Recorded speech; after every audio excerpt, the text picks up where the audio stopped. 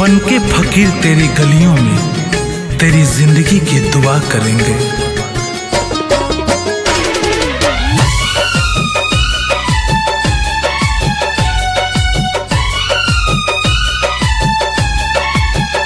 कब हंस के हंसा के रोआवल गइल बा,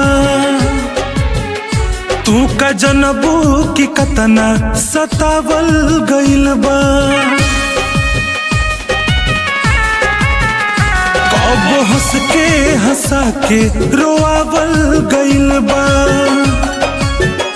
तू का जनबू की कतना सतावल गइल बा। तू का जनबू की कतना सतावल गइल बा।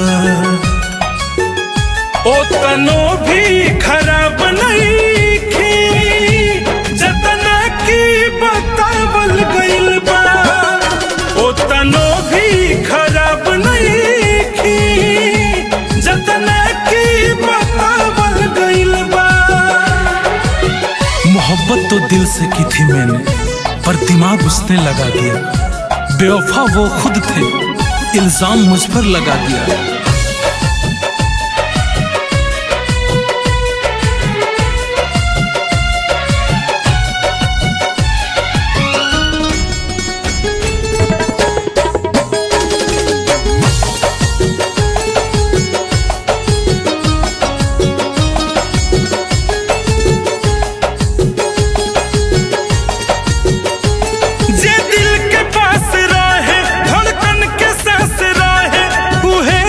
दिया देला जे दिल के खास रहे,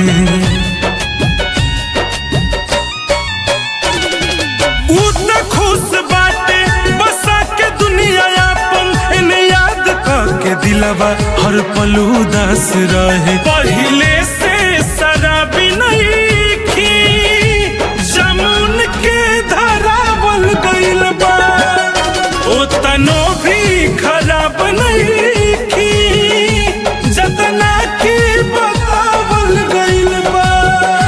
न छेड़ वो किस्सा इश्क का, बड़ी लंबी कहानी है। मैं किसी गैर से नहीं हारा, बस तेरी मेहरबानी। जानबूझ के तयखिया लड़ावल गइल, चाहत के आदत ता लगावल गइल।